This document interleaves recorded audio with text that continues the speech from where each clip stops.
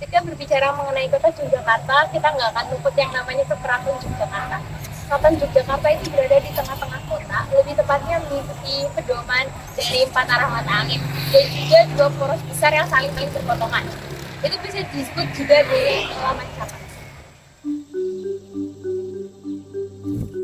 Teman-teman, bangunan yang ada di belakang saya saat ini merupakan Keraton Yogyakarta yang dibangun pada tahun 1755 hingga 1756 yang beralamatkan Jalan Rotowijayan, Blok nomor 1, Panembahan, Kecamatan Keraton, Kota Yogyakarta, Provinsi Daerah Istimewa Yogyakarta. Berdirinya Keraton Yogyakarta tidak lain dan tidak bukan merupakan hasil perjuangan yang gigih dari Pangeran Mangkubumi. Beliau memberontak kepada pihak Belanda yang terus-menerus merugikan rakyat Indonesia dengan meminta secara paksa sejumlah lahan demi kekuasaan mereka. Pangeran Mangkubumi pun berjuang demi mempertahankan hak dan kewajibannya, serta demi lestarinya kerajaan di Jawa. Saat pihak VOC Belanda menyatakan ingin damai, diadakan pertemuan antara Nicholas Harting dengan Pangeran Mangkubumi. Dalam pertemuan tersebut terjadi suatu perdebatan yang diakhiri dengan pihak Belanda menandatangani perjanjian Chianti pada 13 Februari 1755 di Desa Chianti. Dalam perjanjian tersebut, Pangeran Mangkubumi kemudian bergelar Sultan Hamengkubuwono I.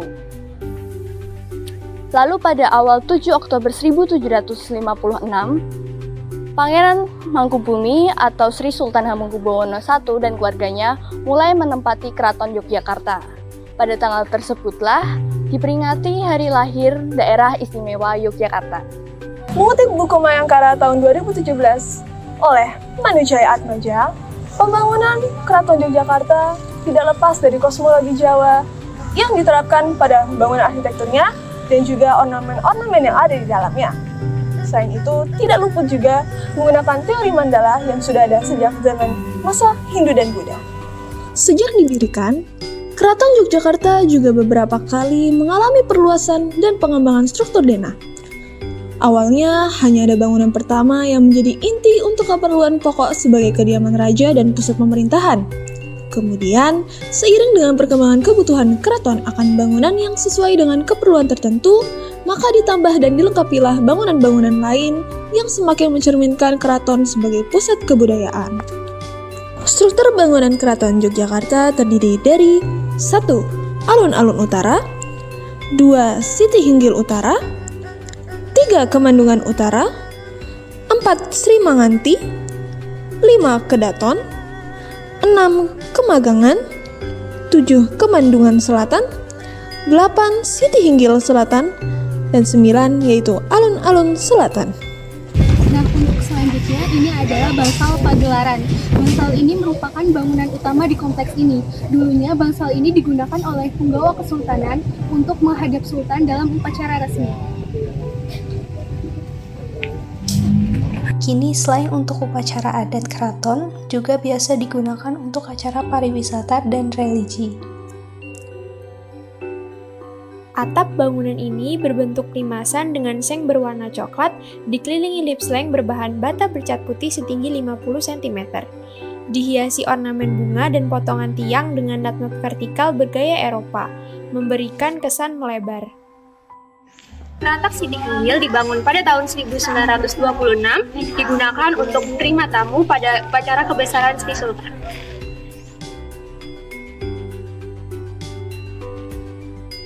Atapnya berbentuk limasan dengan peninggian di bagian bumbungannya dan dihiasi sirap pola kotak-kotak diagonal, dikelilingi lip slang berbahan bata putih berornamen bunga teratai. Bangsal Ponconiti. Bangsal Ponconiti berdiri pada tahun 1756. Bangsal ini digunakan untuk pengadilan kesultanan dan untuk menempatkan gamelan pada perayaan sekaten. Atapnya berbentuk tajuk lambang gantung dengan menutup sirap. Bangsal ini memiliki 16 tiang, 4 saka guru dari kayu berhiaskan praba emas, dan 12 saka penanggap dari besi berwarna hijau dengan hiasan bunga. Langit-langitnya menggambarkan pancaran sinar untuk menerangi sultan saat mengadili perkara. Interiornya dihiasi dengan 2 dada peksi bersilangan dengan ornamen berwarna merah dan emas. sekarang kita ada di depan Gedung Purwaretna. Gedung Purwaretna merupakan salah satu gedung yang berlantai 2 di kawasan Keraton Yogyakarta. Gedung ini memiliki atap limasan dan menghadap ke arah selatan. Bangunan ini berdiri segi 4 berukuran 10 x 22,5 meter dengan 4 tiang silindris bergaya Eropa di lantai dasar dan atap tradisional Jawa di bagian atas. Nah, untuk sekarang kita sedang berada di Kompleks Siti Hinggil. Kompleks Siti Hinggil ini digunakan untuk menyelenggarakan upacara resmi kesultanan. Nah, kompleks ini tuh dibuat lebih tinggi dari tanah di sekitarnya, menggunakan 2 jenjang untuk naik di sisi utara dan sisi selatan. Terdapat beberapa bangunan, yaitu 2 bangsal Pacigaran, bangunan Tarupagung, bangsal Kori, bangsal Manguntur Tangkil, bangsal Witono, Balebang, dan Balai Anggun-Anggun.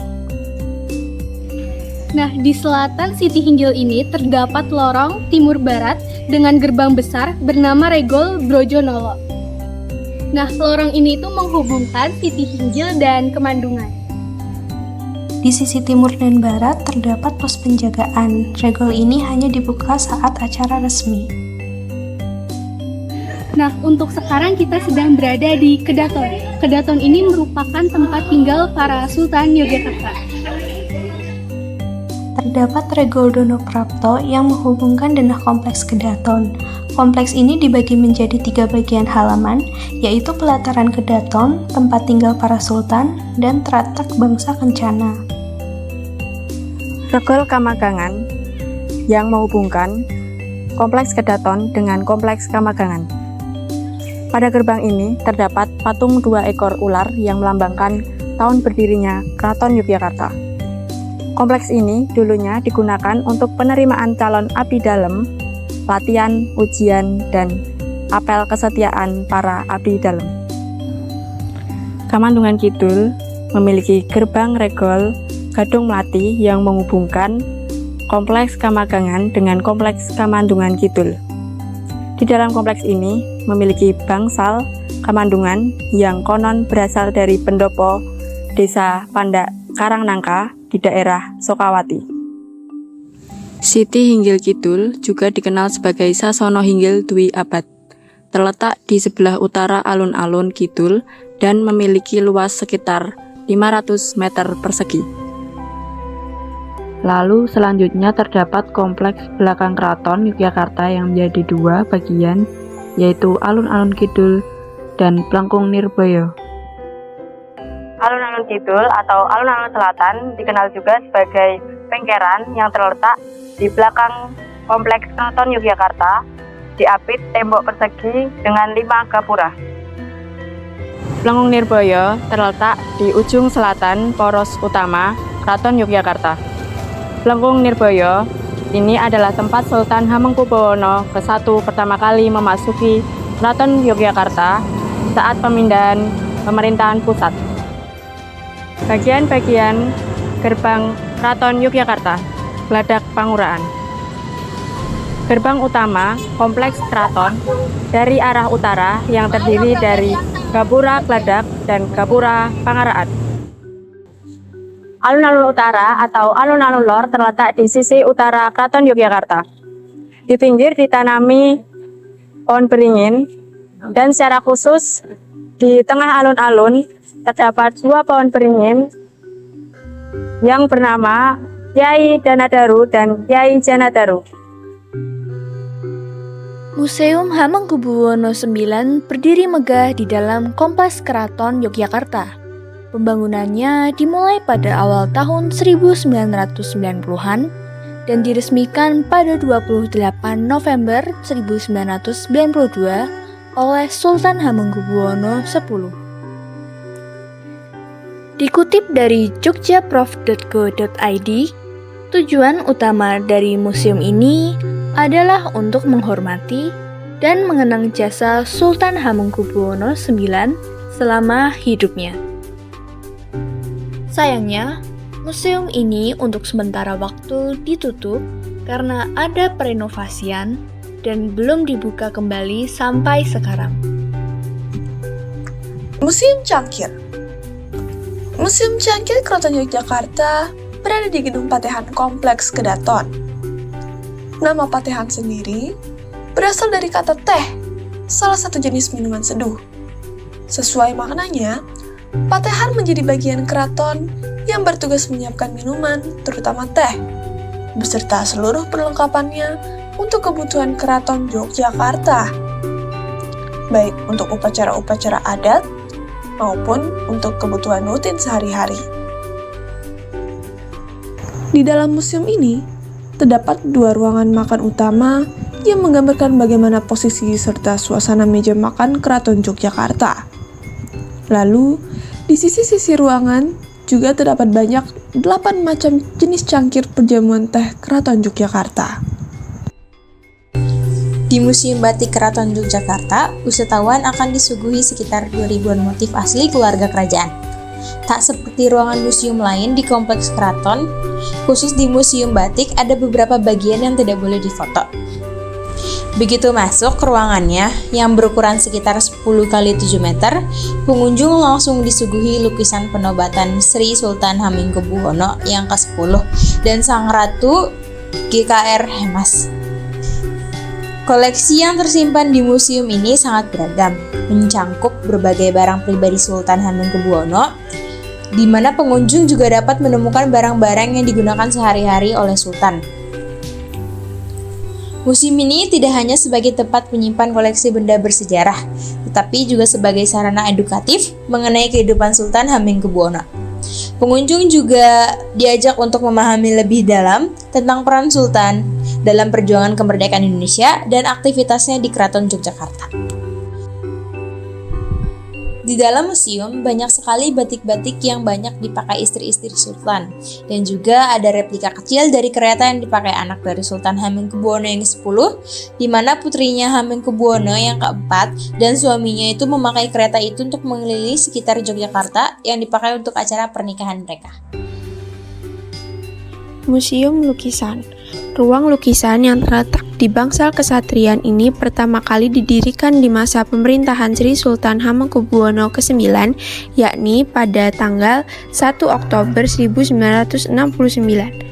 Sebelum direnovasi seperti saat ini, ruang lukisan Keraton Yogyakarta menempati 2 bangunan, yakni Gedung Kaca dan Gedung Pringgodani, di mana keduanya telah dibangun sejak 1896. Tepat pada tahun 2020, ruang ini direnovasi dan disatukan di Gedung Kaca seperti saat ini. Di dalamnya termuat beberapa lukisan karya maestro Raden Saleh dan para pelukis lainnya yang sangat penting. Semua materi ini menjadi bagian dari implementasi terbukanya Keraton Yogyakarta. Parama Iswari Mahasakti Keraton Yogyakarta merupakan pameran temporer yang diselenggarakan oleh Keraton Yogyakarta dari tanggal 5 Oktober 2024 hingga 25 Januari 2025 nanti di Kompleks Kedaton. Parama Iswari berasal dari bahasa Jawa yang berarti permaisuri.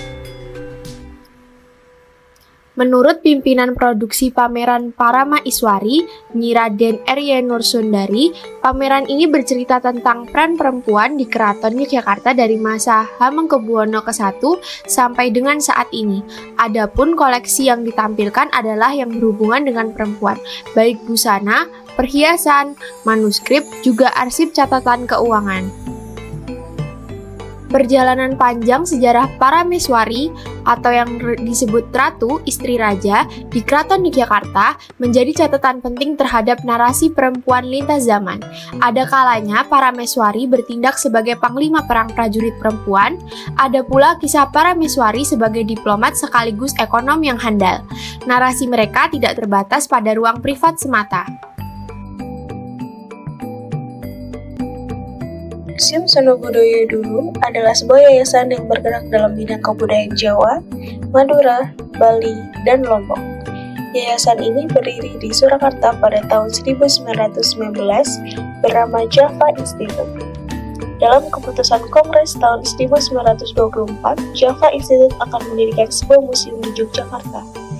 bangunan museum menggunakan tanah bekas Shelton, tanah hadiah dari Sri Sultan Hamengkubuwono VIII, dan ditandai dengan sengkalan Chandra Sengkala, Buta Ngerasa Estening Lata, yaitu tahun 1865 Jawa atau tahun 1934 Masehi. Sedangkan peresmian dilakukan oleh Sri Sultan Hamengkubuwono VIII pada hari Rabu Wage pada tanggal 9 Ruah 1866 Jawa dengan ditandai Chandra Sengkala Kayu Winayang Ing Brahmana Buddha yang berarti tahun Jawa atau tepatnya tanggal 6 November 1935 tahun Masehi.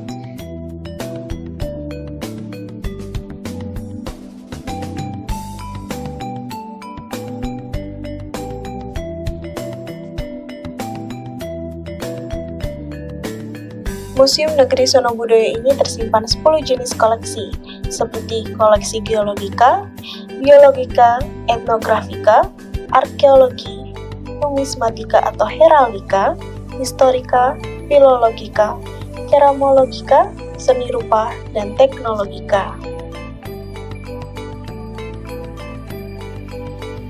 Museum Keraton Yogyakarta saat ini telah membuka laboratorium konservasi dan pemeliharaan koleksi yang dapat dilihat secara langsung oleh pengunjung. Pengunjung yang datang dapat melihat proses perawatan koleksi milik Museum Keraton Yogyakarta. Dimulai dari titik nol Yogyakarta yang merupakan sebuah kawasan persimpangan yang terletak di Gondomanan Yogyakarta. Letaknya sesungguhnya dari titik 0 km Yogyakarta berada di jalur antara alun-alun utara hingga Tugu Ngejeman di ujung selatan Jalan Malioboro. Titik 0 km Yogyakarta berada di persimpangan yang mempertemukan 4 ruas jalan, yaitu Jalan Kiai Haji Ahmad Dahlan dari sisi barat, Jalan Margomulyo dari sisi utara, Jalan Panembahan Senopati dari sisi timur, dan Jalan Pangurakan dari sisi selatan. Kota Gede titik 0 km berada di pusat sumbu imajiner yang menghubungkan Gunung Merapi, Keraton Yogyakarta, dan Laut Selatan. Masjid Gede Kauman Yogyakarta didirikan pada 29 Mei 1773 oleh Sri Sultan Hamengkubuwono I bersama Kiai Fakih Ibrahim Diponingrat dan arsitek Kiai Wiryo Kusumo. Terletak di barat alun-alun utara, masjid ini berfungsi sebagai tempat ibadah bagi keluarga raja dan rakyat, serta simbol akulturasi budaya Jawa Islam dengan arsitektur yang menggabungkan gaya tradisional Jawa dan elemen-elemen Islam. Alun-alun utara atau alun-alun lor adalah sebuah landmark berupa tanah lapang yang tidak bisa dipisahkan dengan Keraton Yogyakarta. Sesuai namanya, lokasi alun-alun utara berada di sebelah utara atau sisi depan dari Keraton Yogyakarta. Keberadaan alun-alun utara juga berada pada sumbu filosofis yang ditarik lurus antara Tugu Golong Gilik hingga Panggung Krapyak. Maka apabila wisatawan datang dari arah titik 0 km, maka pemandangan hamparan pasir alun-alun utara Yogyakarta akan segera menyambut. Perkampungan keraton sebagai tempat kediaman raja dan keluarga kerajaan juga berfungsi sebagai pusat pemerintahan. Oleh karena itu, mereka memiliki abdi dalam dengan tugas-tugas tertentu. Setiap kelompok abdi dalam memiliki pemukiman sendiri yang terletak dekat dengan area keraton, termasuk di area di luar tembok benteng keraton. Wilayah-wilayah ini meluas dari utara sampai selatan, dari Tugu sampai Panggung Krapyak dengan Sungai Winongo sebagai batas di sisi timur dan Sungai Kode di sebelah barat. Benteng Keraton sebagai salah satu wilayah yang pernah berdiri sebagai kerajaan. Di Yogyakarta terdapat beberapa bangunan benteng. Benteng Keraton Yogyakarta yang menjadi salah satu ciri atau ikon Yogyakarta, selain itu juga menjadi saksi sejarah perjalanan pemerintahan Keraton Yogyakarta. Salah satu benteng bersejarah di Keraton Yogyakarta adalah Benteng Baluwerti. Keraton Yogyakarta memiliki 2 lapis tembok benteng. Lapisan dalam berupa tembok cepuri yang mengelilingi kedaton atau kawasan keraton. Tembok berikutnya jauh lebih luas dan kuat, disebut dengan tembok Baluwarti. Sasono Hinggil Dwi Abad adalah sebuah bangunan bersejarah dan cagar budaya Indonesia yang terletak di alun-alun selatan kota Yogyakarta. Bangunan ini didirikan pada masa Sri Sultan Hamengkubuwono I 1755 hingga 1792 dengan nama Siti Hinggil Kidul. Bangunan ini pada awalnya digunakan untuk latihan perang prajurit junior serta tempat Sultan memantau upacara grebek. Kemudian gedung ini diperluas fungsinya menjadi tempat pagelaran budaya seperti penyelenggaraan wayang. Alun-alun Kidul Yogyakarta merupakan tanah lapang yang luas dengan ciri khas dua beringin di tengah alun-alun. Sekelilingnya digunakan untuk berbagai kegiatan mulai berdagang makanan, tempat nongkrong, hingga beraneka hiburan rakyat. Dahulunya merupakan tanah berpasir yang melambangkan panca indera manusia yang belum sempurna atau belum teratur sehingga butuh sesuatu untuk bisa diatur. Alun-alun Kidul dulu berfungsi sebagai tempat prajurit berlatih. Selain itu, Alkit juga menjadi jalur yang dilewati dalam prosesi upacara pemakaman jenazah raja atau sultan menuju Pajimatan Imogiri. Panggung Kerapia adalah sebuah bangunan bersejarah berbentuk ruangan menyerupai kubus. Pada masa Kesultanan Mataram, Panggung Kerapia digunakan oleh Raja-Raja Mataram sebagai tempat pengintaian untuk berburu binatang, khususnya rusa atau menjangan. Sebagian besar bangunan di Kompleks Keraton Yogyakarta ini menunjukkan pola tradisi arsitektur Jawa klasik. Dalam masyarakat Jawa sendiri, dikenal beberapa bentuk bangunan tradisional seperti joglo, limasan, dan tajuk yang berakar pada kurang lebih sejak abad ke-13. Dalam Kompleks Keraton Yogyakarta dapat dilihat adanya beragam jenis bangunan seperti gedong, bangsal, dan regol.